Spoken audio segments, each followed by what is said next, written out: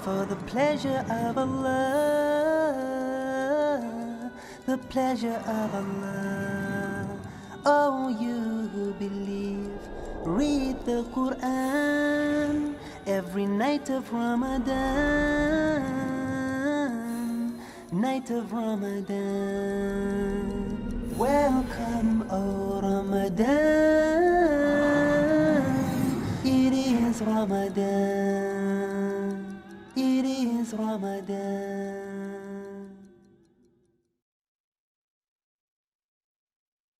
Dear brothers and sisters in Islam and humanity, Assalamu alaikum wa rahmatullahi wa barakatuh. May the peace, mercy and blessings of Allah subhanahu wa ta'ala be on all of you. Welcome to the show, Ramadan, a date with Dr. Zakir. I'm your host, Yusuf Chambers, and today we will be discussing acts which invalidate the fast and acts which are prohibited during the fast. So, Dr. Zakir, Assalamu alaikum wa rahmatullahi wa barakatuh. Wa alaikum assalam wa rahmatullahi wa barakatuh. The first real issue and the question that I need to pose to you is, can you enunciate or list the things which invalidate, the actions which invalidate the fast of Ramadan? Alhamdulillah, wassalatu wassalam ala rasulillah wa ala alihi wa sahbihi ajmeen, amma ba'd. A'udhu billahi minash shaitanir rajim. Bismillahir rahmanir rahim. Rabbi shrah li sadri wa yassir li amri wahlul 'uqdatam min lisani yafqahu qawli. As far as acts which invalidate the fast, they are listed in the Quran as well as in the hadith of Muhammad sallallahu alaihi wasallam. Allah says in the Quran, in Surah Baqarah, chapter number 2, verse number 187, associate with them, that's your wife, and take whatever Allah gives you from them, that is the offspring, and eat and drink till the white thread of dawn appears different than the black thread. And then you fast and complete your fast till the nightfall. So here we get the three categories: eating, drinking, and sexual intercourse. And there are various other categories which are prohibited in the Sahih Hadith. Broadly, if you list the things that break the fast, there are approximately 10 different things which break the fast, and you can categorize them into two categories. The first category is that which breaks the fast when we take it inside the body.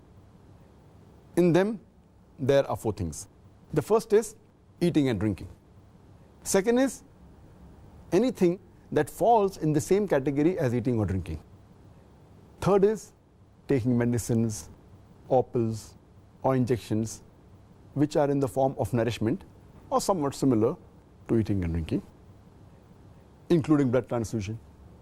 The fourth is somewhat similar to kidney dialysis, where the blood is taken out, it's purified, and some nutrients are put into it and put back.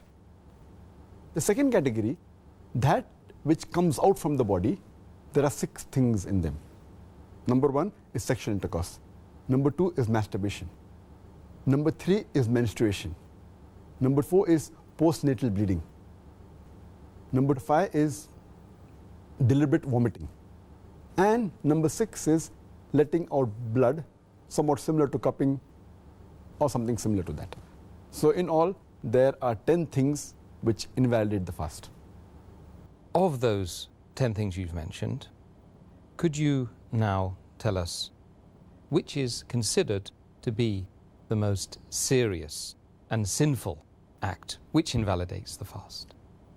The act which is the most sinful and most serious amongst all of them which invalidate the fast, it is sexual intercourse. That when you have sexual intercourse and when the two private parts meet, then your fast is invalidated, whether ejaculation takes place or not. And you have to repent for that. You have to complete the fast for that day and you have to make it up later, and you have to pay a penalty, that's kafara. According to the Sahih Hadith, in which a beloved Prophet said, it's mentioned in Sahih Bukhari, volume number 3, in the book of fasting, hadith number 1936, where a man comes to the Prophet and says that I am ruined. Oh Prophet, I am ruined. The Prophet says, what is the matter? The man says, I had sex with my wife while I was fasting. So the Prophet says that, can you free a slave? So the man says, no, I cannot.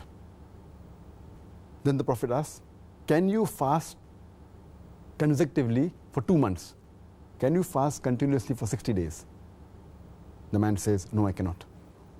Then the Prophet says that, can you feed 60 poor people? And the man says no, and the hadith continues. In short, we come to know from this hadith that if any person does a sexual intercourse, it is one of the major sins. It is the most serious and sinful amongst all the things that break the fast. The person who does this sin, he should immediately repent to Allah subhanahu wa ta'ala and ask for forgiveness. He should complete his fast for that day and make up for that fast later on after Ramadan. And he has to pay a penalty. And the penalty we come to know from the hadith is that he either frees a slave if he can, if he does not have the money to free the slave, or he cannot find a slave to free, then he should fast for 2 consecutive months. Fast for 60 days. If he cannot do that also, then he should at least feed 60 poor people. And these are the 3 options that have been given for a person to pay as a penalty, as a kafara. But if a person can do the first thing, he should not jump to the second or the third. The first is freeing a slave. If he cannot do that, if he doesn't have the money or cannot find a slave, then he can go to the next option, that is fasting consecutively for 60 days. If he cannot do that, if he is unable to do that, continuously fasting for 60 days, if he fasts for a few days and then one day he doesn't fast, he should start again. He should fast consecutively for 60 days. If he doesn't have the capacity to do that, then what he can do is he can feed 60 poor people. And each poor person should be fed with approximately half sa. Each sa is equal to 3 handfuls of outstretched hand of wheat. So half sa per person, or the food that is there of the land. So 60 poor people you should feed. This is the kafara, the penalty for a person who breaks a fast by having a sexual intercourse. The amount of food, just to clarify that, for my own benefit, if you like. Do you think that that's equivalent to about a day's food, approximately? Yes, in short, it should be a day's food that's normal in that land. It may change in America, it may change in UK, it may change in India. But at that time, it was like one of these says that one man requires half sa of meat. And each sa of meat is outstretched, 2 hands is outstretched. And the amount of wheat that comes in, that's equal to sa. So half of 3. The other hadith says that 1 mud of meat, that is equal to 1 outstretched hand of wheat. The other hadith says that equivalent to fill a poor man's appetite, his stomach. So in short, you should feed a poor person, 60 poor people you should feed, approximately what is the food of that land that you should feed him. And if you can't find people in your land who are poor, then you look for the nearest place, or? Yes, anyway. And that's difficult in today's world that you cannot find 60 people to feed. I don't know any place in the world where you cannot find 60 people to feed. It may not be a locality, but if you just go to the next locality in your city, surely, in your country, surely you can find. I wish to Allah subhanahu wa ta'ala may that time come. Ameen. Which will come, inshallah. Inshallah. Dr. Zakir, which is the second most serious and sinful act which invalidates the fast during Ramadan? The second most serious thing that breaks the fast or invalidates the fast, it is masturbation. And this we get from the hadith of our beloved Prophet Muhammad, that's mentioned in Sahih Bukhari, volume number 3, in the book of fasting, hadith number 1894, where the Prophet said that Allah subhanahu wa ta'ala said that all the deeds of the son of Adam are for himself, except for fasting. It's for me, and I will reward him. And further he says that the person, he abstains from eating and drinking and his desires for my sake. Allah says, the person abstains from eating, drinking and his desires for my sake. Now this desire, from here we come to know, it includes even masturbation. So when a person masturbates or ejaculates, whether by touching his wife or looking at his wife or for other reason or looking at any other woman, and if ejaculation takes place, then the fast gets invalidated. He has to repent to Allah subhanahu wa ta'ala and complete that day of fasting, and he should compensate for this fast, keep this fast later after the Ramadan gets over. But here, there's no kafara, there's no penalty, because that penalty is only for a sexual intercourse. Here, because the intercourse hasn't taken place, there is no penalty. He should only repent, make up that fast should complete, and then make up for that fast later on. But if a person does not ejaculate, and if there is madi which comes out, fluid, then the fast does not break. Similarly, this is the prostatic fluid, the madi. And if the wadi comes out, that is after urination, a white fluid, then too the fast does not break. Only thing he has to do is istanja. He should wash the private parts and do wudu. The fast does not break. He can complete the fast and continue the fast. I think that will be very useful for a lot of people living in the West, and may Allah protect us from Ameen. following our desires to that level, inshallah. Dr. Zakir, something which seems on the surface of it to be very, very simple, but maybe not. Does eating and drinking, whilst fasting, is it considered to be a major sin? Eating and drinking while fasting intentionally, deliberately, is a major sin. If anyone eats intentionally while fasting, it is a major sin. And that person has to repent to Allah subhanahu wa ta'ala, and he has to make up for that fast later on after the Ramadan. And this food, whether it enters through the mouth, nourishment, it breaks the fast, or if any liquid enters through the nose, that too breaks the fast, according to the hadith of Muhammad sallallahu alaihi wasallam, which is mentioned in Sunan Abu Dawud, volume number 2, in the book of fasting, hadith number 2360, where the Prophet said that when you're doing wudu, you snuff the water in your nose excessively, except while fasting. This gives the indication that the water enters the nose and it enters the throat and goes into the stomach, that breaks the fast. So, but naturally, any drink, any liquid that enters the nose and then goes into the stomach, through the throat, that too invalidates the fast. But if someone eats or drinks unintentionally, out of forgetfulness, then the fast does not break. And this happens many a times the first few days of Ramadan. People are so used to getting up and eating, and drinking water, going to the kitchen. So the first few days, it does happen with some people that they forget and they have the water or they eat not knowing that they're fasting. So if a person unintentionally or out of forgetfulness drinks or eats, the fast has to be completed, it's not invalidated. This is again according to the hadith of Muhammad sallallahu alaihi wasallam, which is mentioned in Sahih Bukhari, volume number 3, in the book of fasting, hadith number 1933, where the beloved Prophet said that if a person eats or drinks unintentionally, he should complete his fast. And what he has eaten and drunk, it is from Allah subhanahu wa ta'ala. And our beloved Prophet sallallahu alaihi wasallam also said, it's mentioned in Ibn Majah, volume number 3, hadith number 2043, as well as 2045.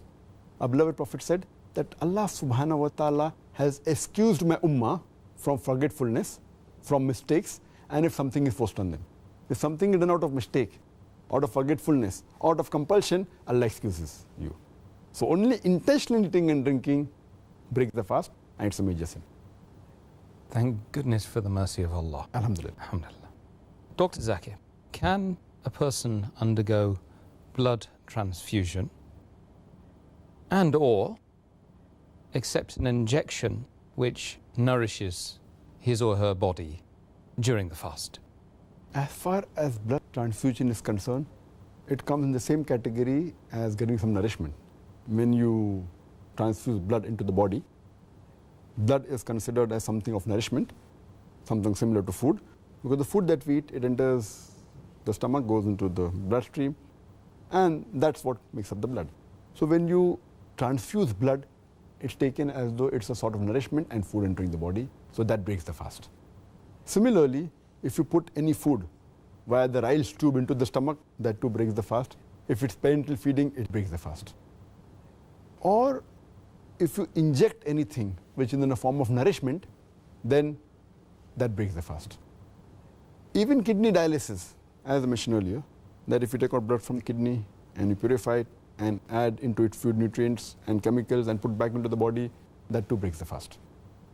Taking any injection, whether intravenous, whether intramuscular or subcutaneous, if it does not contain nourishment, if it contains the form of nourishment, it breaks the fast. If it's only for medicinal purpose, not containing nourishment, then that does not invalidate the fast and the person can take that. I'm sure that you drew on your knowledge as a medical doctor as well as a doctor of the human soul then. It's very useful indeed. Not a dissimilar question in a way, but this time it's regarding whether a person can donate something from his body, donate blood in this case. Is that allowed during the fast? When a person donates blood, it's somewhat like cupping. Cupping means removing blood from the body to the surface, either by sucking or by cupping. It is somewhat similar. As far as this is concerned, there is difference of opinion among the scholars. Can you donate blood, or is cupping allowed while fasting, or can a person cup? There's a hadith which is mentioned in Sunan Abu Dawud, volume number 2, in the book of fasting, hadith number 2364, where a beloved Prophet Muhammad Sallallahu Alaihi Wasallam said, anyone who cups and gets cupped, they break their fast. Is a person who cups and a person who gets cupped breaks the fast. But there's also another hadith in Sahih Bukhari, volume number 3, in the book of fasting, hadith number 1938, where it's mentioned that Muhammad Sallallahu Alaihi Wasallam was cupped while fasting. Now, because of these two hadiths, there's a difference of opinion in the scholars. There's one group of scholars who say that because Muhammad Sallallahu Alaihi Wasallam gave a commandment that the person who gets cupped and the person who cups, he breaks the fast, cupping is prohibited. Blood donation is prohibited. Because the other hadith is an action. The first hadith is a commandment.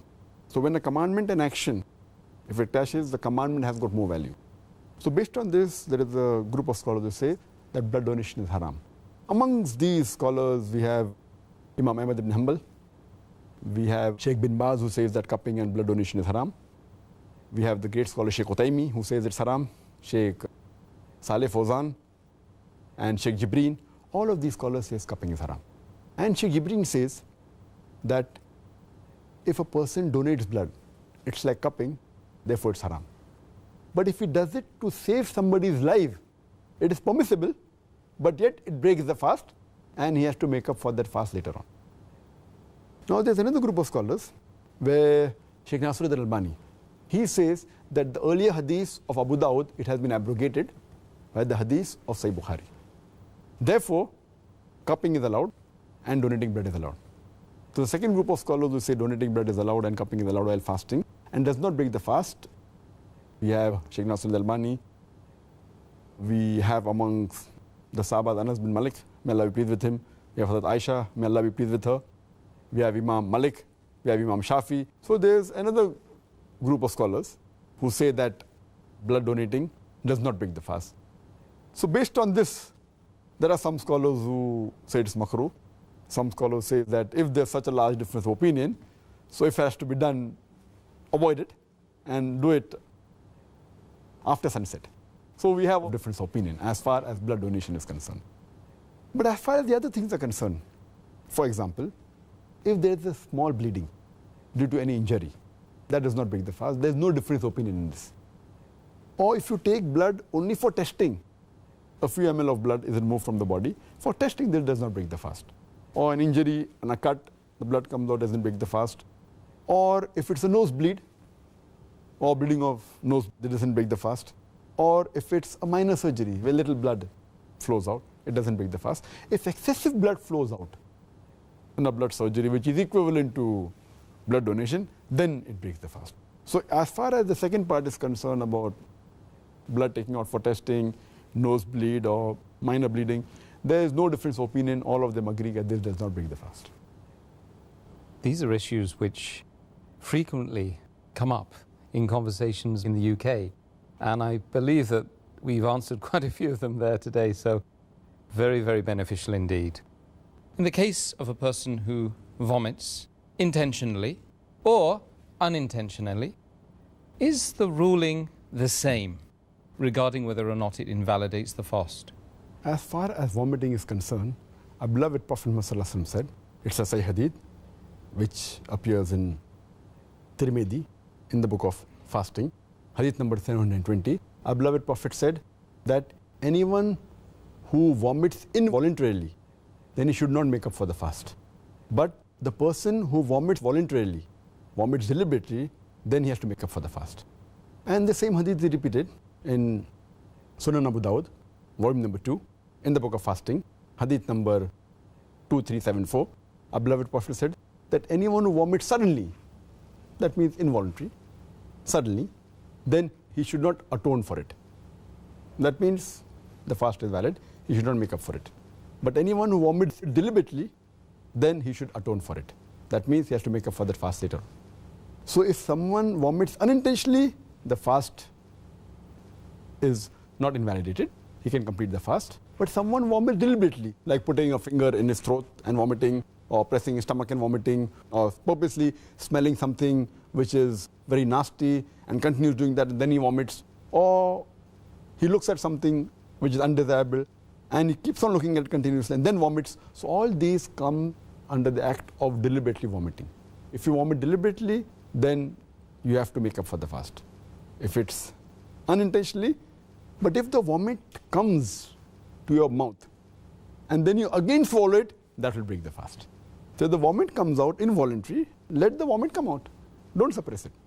Then the fast is not broken. But if it comes and then you swallow the vomit back into your stomach, that will break the fast. Yes. If you again swallow the vomit which has come out. The vomit comes out, let the vomit come out involuntary. That will not break the fast. I see. Okay. Thank you very much for that. Dr. Zakir, regarding the situation of a woman who is on her period or menses, she is forgiven, or she is let off from having to do the prayer, and she doesn't have to make up the prayer at a later date, as we've learnt in previous series in this show. What is the case with fasting? Is it the same? As far as fasting is concerned, if a lady is having a menstrual periods, according to hadith, which is mentioned in Sahih Bukhari, volume number 3, in the book of fasting, hadith number 1951, Hazrat Aisha, may Allah be pleased with her, who is the wife of Prophet Muhammad, she said, when she was asked this question, that do we have to make up for the fast, or does the fast break while menstruating? So she said that when we used to fast and when we used to have our menstruations during the month of Ramadan, she used to say that during the month of Ramadan, when we had a menstruation, the Prophet asked us to make up for the fast, but did not ask us to make up for the salah. So based on the ruling of Muhammad, which was narrated to us by his wife Aisha, may Allah be pleased with her, so making up for the prayer is not a requirement, but making up for the fast is a requirement. So if a woman has a menstrual cycle or postnatal bleeding, she cannot continue with the fast. The fast breaks. If she has in between in the day, she'll have to break the fast. Or even if the menstruation starts just a few minutes before sunset, she'll have to break the fast. The fast is not valid. But if menstruation stops just before Fajr, then she can keep the fast. But if the menstruation stops just a few minutes after Fajr, she cannot keep the fast, and she will have to make up the fast later on after Ramadan. The reason why the fasting breaks when a woman has a menstrual period or postnatal bleeding is because a lot of blood flows out. And Allah subhanahu wa ta'ala does not want to overburden the woman. So it's a grace from Allah subhanahu wa ta'ala. He does not want to make it difficult, because when blood flows out, and then after that if you say that you should not take nourishment, should not take food, it's an overburdening. So because of that, Allah subhanahu wa ta'ala has excused the woman that she need not fast, but she has to make up later on. The reason she has to make up the fast later on, which she does not have to do in Salah, because Salah is supposed to be prayed every day of your life, minimum 5 times a day. So there's no question once she misses her Salah, maybe for 5 days, 6 days, 7 days, whatever it is, when will she make up? Because she is supposed to offer Salah every day of her life. But fasting is only compulsory in the month of Ramadan. So if she misses for 7 days in the month of Ramadan, she can very well compensate for it after the month of Ramadan is over. Therefore, according to my thinking, according to my understanding, that is the reason Allah subhanahu wa ta'ala and our beloved Prophet Muhammad has told that the woman should not make up for her salah if she misses during menstrual period, but she has to make up for the fast which she misses during the Ramadan. Excellent. I think that's cleared that one up as well. And, you know, Dr. Zakir, now we've sort of reached the time in the show when we can invite questions from our audience. And of course, we've received literally thousands of questions on these topics. We've categorized them, and we've got a list here. So I'd like to fire a few questions at you, if you don't mind. Inshallah, it's my pleasure. So, Dr. Zakir, first question from the audience is, in the case that after suhoor, a person has inadvertently has some food lodged in their teeth, yes? And as a result of swallowing and the normal processes of saliva around the mouth, the food then goes down the esophagus into the stomach, okay? They imbibe it, they take it on. Does this situation mean they have invalidated their fast? And furthermore, just as a sort of addendum, what's the situation when a person swallows phlegm or mucus? As far as if a person has some food particles that have got stuck in between the teeth, maybe after suhoor and the fast starts, if there are some food particles which are stuck between the teeth, and if the person doesn't realize it, and then if he swallows it without realizing, then the fast doesn't break. But if the food particles are big enough, which a person can feel it, then he has to spit it out. And unintentionally, if that food particle, after feeling, goes inside his throat, then Allah will forgive you. Then the fast not invalidated. But if you can feel it, intentionally if he swallows, then the fast breaks. Unintentionally if he swallows, it does not break. So if there's a particle which is big enough which can be spat outside, he should spit it outside. And furthermore, if suppose the gums bleed, maybe after using the siwak or after brushing the teeth while fasting, so the blood also should be spat out. Unintentionally, certain blood goes down the throat into the stomach, Allah will forgive you. But intentionally, you should not swallow any blood. As far as the second part of the question is concerned, that is about mucus. If it comes from the head, maybe the pan is the sinus, or from the nose, or phlegm, which comes while clearing the throat. If it comes into the throat and goes into the stomach without coming into the mouth, it is quite natural. It happens with many people. The phlegm, the mucus, it comes, gets stuck into the throat, you clear the throat, it goes down into your stomach. It's perfectly fine. It does not invalidate the fast because that's a natural process. But if it comes into the mouth, it should be spat out. If the mucus of phlegm comes into your mouth, you should spit it out. Unintentionally, if it comes in the mouth and then you swallow it, Allah will forgive you. But intentionally, it should not be swallowed. Okay. Question is from an engineer by profession. And he would like to know whether it's permissible or he says, can I marry in Ramadan?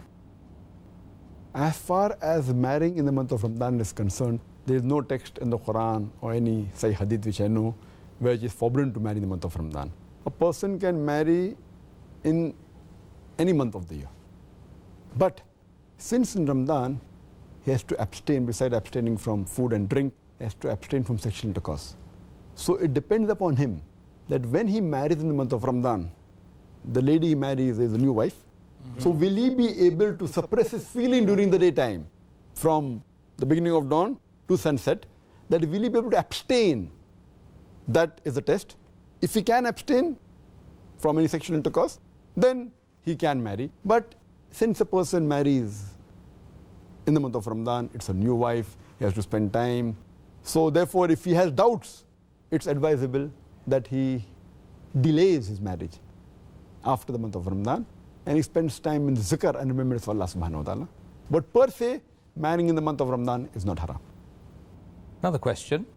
Can a lady, a woman, female, visit a gynecologist to be examined during this month, Ramadan? For a lady to visit a gynecologist while she is fasting, it's not prohibited. But she should take care that the gynecologist she visits should be a lady, because we have to maintain the hijab. It is not advisable, or it's rather haram, that she goes to a gent gynecologist. Unless there is no one in that area and she has such a disease which may take her life, or it's a serious case, then if she doesn't find a lady gynecologist and she goes to a gent gynecologist, it can be excused as a last resort. But normally she should visit a lady gynecologist. Now when she visits a gynecologist, if an examination is done, it may be a PV, as we say in our lingo, medical lingo, that per vaginal examination, whether a finger is inserted in the vagina, that will not break the fast. If any instrument is put in the vagina also, it will not break any fast. For any testing, any examination, or if any vaginal pessary is also put in the vagina, that will not break the fast. While she goes to a gynecologist, if there are any other tests done, or if any instrument is put in the uterus, any intrauterine device, or any catheter is put, all these things will not break the fast. Furthermore, if while the gynecologist examines her, and if any testing has to be done, any tube or catheter has to be put in the urethra, that is the urinary passage, all these things will not break the fast, because it does not constitute that food or nourishment is being reached. And food and nourishment cannot be given through the vagina, through the urethra, through the uterus. So the scholars are unanimous, agree that she can visit a gynecologist, she can get herself examined, this will not break the fast at all. I'm sure that will be useful for the sister that's asked. Next question. If a person, by profession, deals in riba, or as it's been now translated, interest, does this mean that their fast would not be accepted? As far as riba is concerned, riba is a major sin. It's Gunāh Kabira. And riba has been mentioned in the Quran in no less than 8 different places. Allah mentions it in Surah Al-Imran, chapter 3, verse number 130. In Surah Nisa, chapter number 4, verse number 161. It's mentioned thrice in Surah Baqarah, chapter 2, verse number 275. It's also mentioned in Surah Baqarah, chapter 2, verse 276. And also in Surah Baqarah, chapter 2, verse number 278 and 279. And I'll quote that last verse only. I don't intend giving a speech. Allah says in Surah Baqarah, chapter 2, verse number 278 and 279, that give up what remains of a demands of usury. And anyone who does not give up the demands of usury, interest, riba is the Arabic word, if anyone does not give up the demand of interest, then take notice of a war from Allah and His Rasul. If anyone deals in riba, in interest, in usury, Allah and His Rasul will wage a war against you. It's more serious, it's a bigger sin than having alcohol. It's a bigger sin than taking drugs, because when you have alcohol, when you take drugs, when you have pork, it's a big sin, but Allah and His Rasul will not wage a war against you. But if you involve yourself in riba, whether take or give, both, when you take interest or give interest, both of them are major sins. So if a person is involving in riba, it will not break the fast per se, because I've told you things that break the fast. I've already mentioned total 10 things. So this does not come in that, but it's a major sin. A person should abstain throughout his life, especially in the month of Ramadan, which is the month of forgiveness, month of blessing. It will only reduce his reward. What reward he gets for fasting, his fasting will not be nullified, it will not be invalidated, but the reward will be reduced. And as the beloved Prophet Muhammad said, the Sahih Hadith in Sahih Bukhari, volume number 3, in the book of fasting, Hadith number 1903, the beloved Prophet said, a person does not leave his false actions and false talks. Allah does not require him to leave his drink and eating. The person who does not abstain from doing wrong things, saying wrong things, haram things, Allah does not require him to leave his eating and drinking. So based on this, it is haram. His reward for the month of fasting will be reduced. It may be nullified also. SubhanAllah, that's pretty serious, isn't it? I'm sure that there are many people, unfortunately, who are living under this delusion of the safety net of riba that it provides. May Allah protect us from that. Dr. Zakir, next question from one of the viewers. If a person becomes or falls unconscious for a couple of hours, does this break the fast? Unconsciousness per se, if it's for a short period while fasting, does not break the fast. There's an unanimous consensus amongst the shuyukhs, amongst the ulama, that if he falls unconscious for a couple of hours or a few minutes during his time of fasting, it does not break the fast. But if he's unconscious right from the beginning of Fajr, before dawn, up to sunset, then his fast is invalid. He'll have to make up for his fast after the month of Ramadan. I see. So a couple of hours during the day doesn't nullify the fast. Okay, thank you. Next question. If a person has to eat or drink in order to save his or her life, does that mean that they have to make up that fast later on, or is it accepted, that fast? If a person is dying, as you say, dying of hunger or dying of thirst, yes, while fasting, if he feels hungry and thirsty, and if he feels that if he does not take something, does not take some food or does not take some water, it will damage some of his organs of the body. If he feels his life is threatened or may cause a major damage to some of his organs, then if he breaks the fast to save his life, it is accepted. Allah will forgive him, but he will have to make up for his fast after the month of Ramadan is over. But if someone finds it hard, difficult to fast, because if you're doing a laborious work or he's finding difficulties, he's feeling thirsty, in this case, breaking the fast is a sin. But if he's really dying of hunger, and then if he breaks, Allah will forgive him, but he'll have to make up for the fast later on.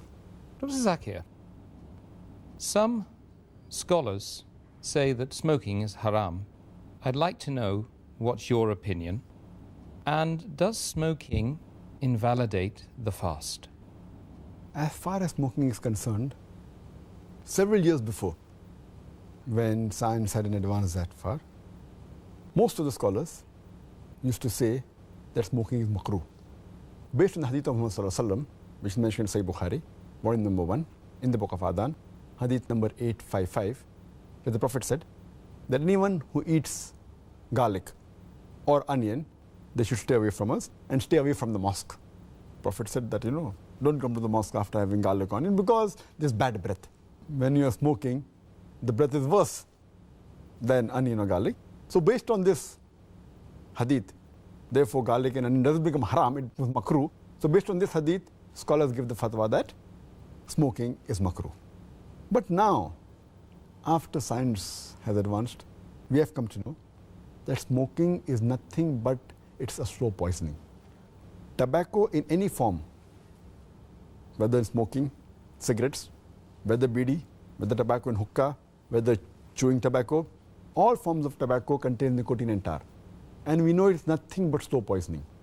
That is the reason most of the non-Muslims also, they agree that smoking is haram. Not only the Muslim world, even the non-Muslims. That is the reason they put a statutory warning on the cigarette packs. They put a statutory warning saying cigarette smoking is injurious to health. Or in some countries, it mentioned general surgeon's warning or Surgeon General's warning. Smoking is injurious to health.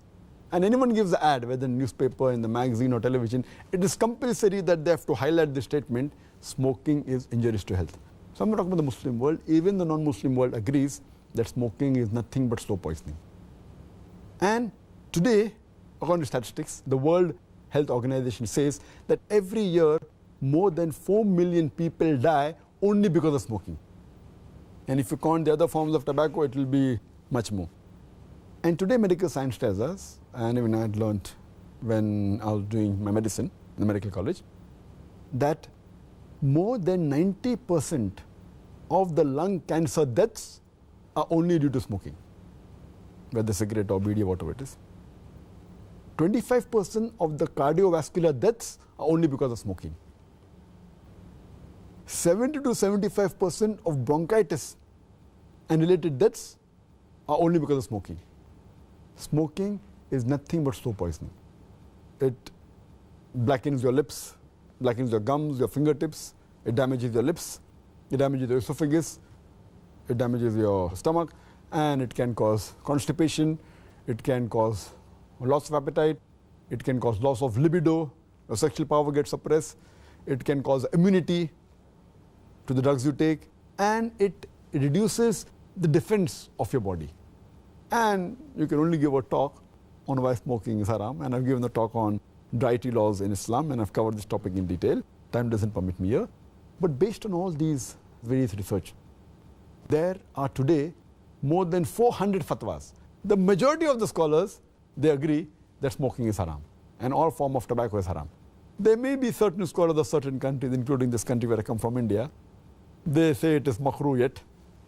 But most of the scholars, otherwise, throughout the world, majority of them, they agree that smoking is haram. Allah says in the Quran, in Surah Araf, chapter number 7, verse number 157, that you follow the Prophet, the unlettered Prophet who's mentioned in your law and scriptures.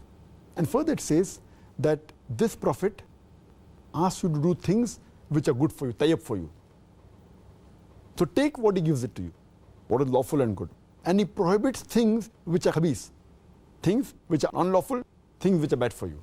So what a Prophet gives, what he gives you which is good, take, and he prohibits you things which are khabis, unlawful, you have to abstain from it. This is the law. And Allah says in the Quran in Surah Baqarah chapter number 2, verse number 195, make not your own hands the cause of your own destruction, indicating that do not kill your own self. Because smoking is nothing but slow poisoning, it comes under this category, something like suicide. Slow poisoning, every puff you take, you reduce your life. So based on this, there are more than 400 fatwas saying that smoking is haram. And furthermore, this is one of the major reasons why it's haram. Furthermore, Allah says in the Quran, in Surah Araf, chapter number 7, verse number 31, eat and drink, but do not be extravagant. Allah says in Surah Isra, chapter number 17, verse number 27, that do not be extravagant, do not be a spendthrift. For verily, a person who is a spendthrift is a brother of the Satan, is a brother of the devil.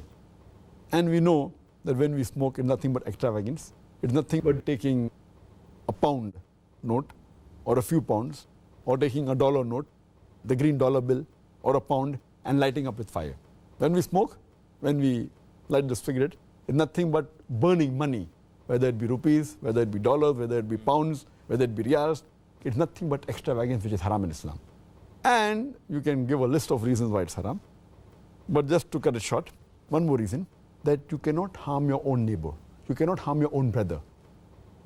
And in smoking, when you exhale out the smoke, it causes more damage to your neighbor. Passive smoking is more dangerous than active smoking. When the person who smokes, when he exhales out, if the person who's a neighbor inhales the smoke, it causes more damage to him than the person who smokes. That's the reason many countries like Singapore, etc., they've banned smoking in public places. In your personal house, you can do it. In public places, in government places, smoking has been banned. So based on this, it's haram. So smoking is haram. As far as the second part of the question is concerned, that does smoking invalidate the fast? Normally when a person smokes, the smoke goes into the lung, but there are some other particles also that go into the stomach.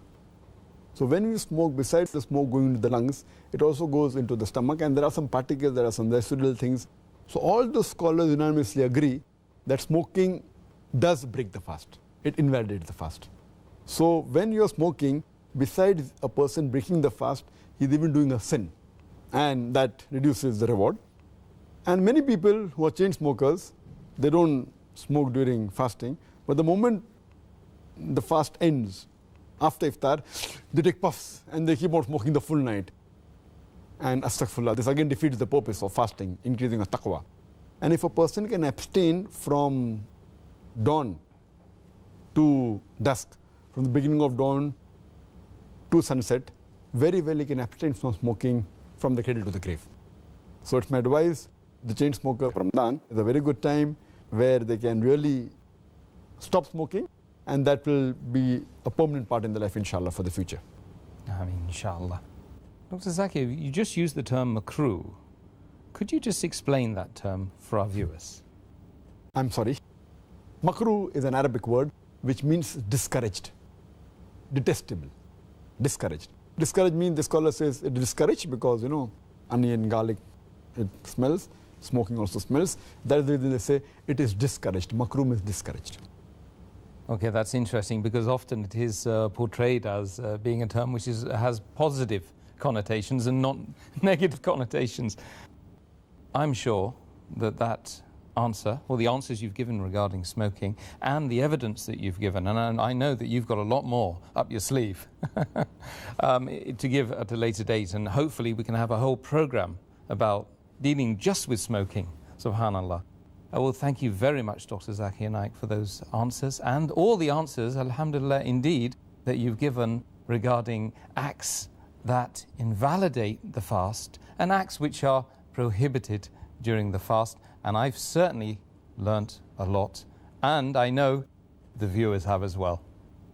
Brothers and sisters, very interesting program, very interesting series. Tell your friends to tune in tomorrow at the same time when we will be discussing acts permitted during the fast. So, same time,